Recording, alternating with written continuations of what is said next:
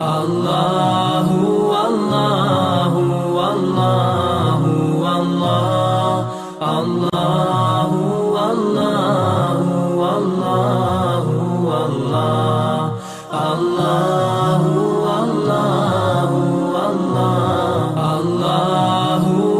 اللہ اللہ اللہ اللہ۔ دیکھیے پوری دنیا کے قوانین اسی فلسفے کے گرد گھوم رہے ہیں کہ لوگوں سے ہماری ڈیلنگ کیسی ہے، ہم لوگوں کے لیے کیا کر رہے ہیں، لیکن یہاں ایک چیز کو وہ نظر انداز کر دیتے ہیں۔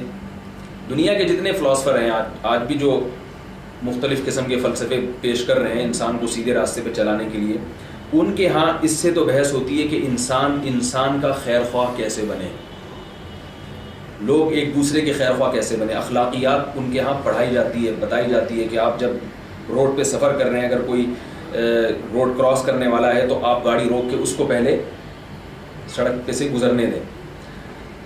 مدر ڈے بھی منایا جاتا ہے، ممکن ہے فادر ڈے بھی منایا جاتا ہے، اور بہت سارے ڈے منائے جاتے ہیں۔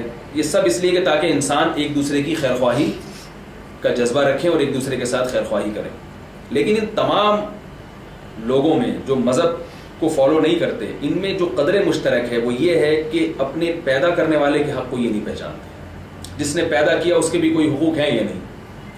تو یہاں قرآن نے سب سے پہلی علامت بیان کی ہے ہدایت یافتہ ہونے کی، کہ جو لوگ بھی سیدھے راستے پر چلیں گے قرآن کو سامنے رکھ کر، ان کی سب سے پہلی علامت کیا ہے کہ وہ سب سے پہلے اپنے رب کا حق ادا کریں گے۔ سب سے پہلے وہ کس کو پہچانیں گے؟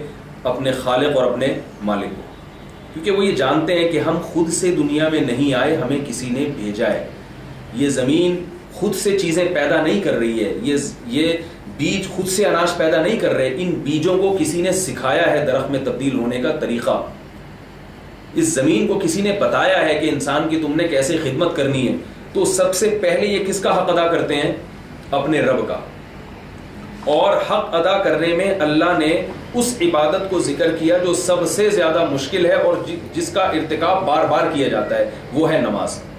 روزہ سال میں ایک مرتبہ آتا ہے، حج پوری زندگی میں ایک مرتبہ آتا ہے، زکوٰۃ ہر ایک پر فرض نہیں ہوتی، اور ہوتی بھی ہے تو سال میں صرف ایک دفعہ ہوتی ہے، اور وہ بہت معمولی ہے کہ آپ، اور مخصوص اموال پر ہوتی ہے، تمام اموال پر نہیں ہوتی۔ اس لیے اللہ نے یہاں کس بات کا ذکر کیا؟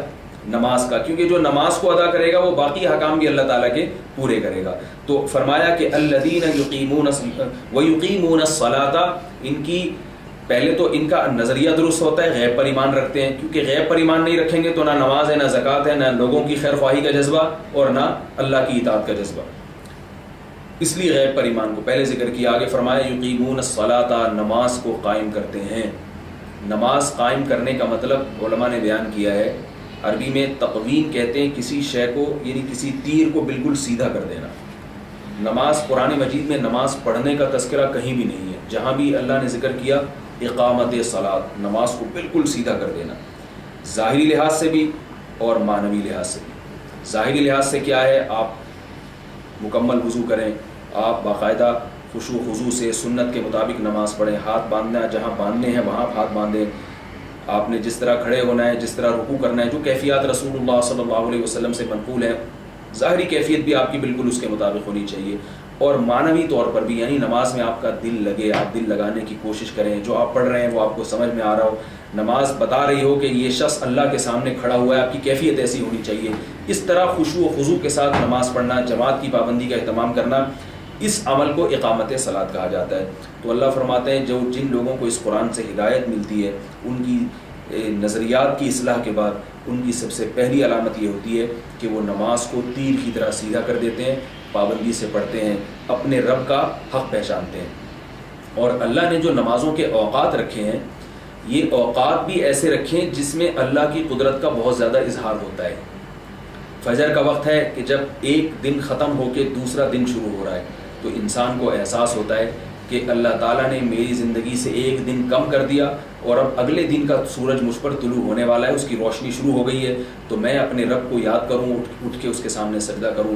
پھر جب زوال، سورج بالکل سر کے اوپر جانے کے بعد ڈھلنا شروع ہوتا ہے، تو ایک بہت بڑی اس دنیا میں تبدیلی واقع ہوتی ہے کہ سورج جو ہے بلندی تک پہنچنے کے بعد اب دوبارہ پستی کی طرف جانا شروع ہو گیا.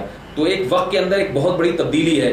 اس وقت اللہ نے انسان کو حکم دیا کہ یہ تبدیلی اللہ کی قدرت کا ایک بہت بڑا اظہار ہے, اس وقت بھی تم اللہ کو یاد کرو. پھر عصر کی نماز کا وقت ہے, جب سورج بالکل ڈھلنے کے قریب اور دن بالکل اختتام کی طرف جا رہا ہوتا ہے, اس وقت حکم دیا کہ تم اللہ کے سامنے سجدہ کرو اور اللہ کو یاد کرو بار بار. پھر مغرب کا وقت ہے, جب رات کا اندھیرا شروع ہونے والا ہے, اس وقت حکم دیا گیا کہ تم اللہ کے سامنے سجدہ کرو. اور یہ سجدہ اس بات کا احساس ہوگا کہ یہ سورج کی حرکتیں اور یہ زمین کا گھومنا اور یہ سارے کائنات میں تغیر, یہ صرف یہ سب اللہ کے حکم سے ہو رہا ہے.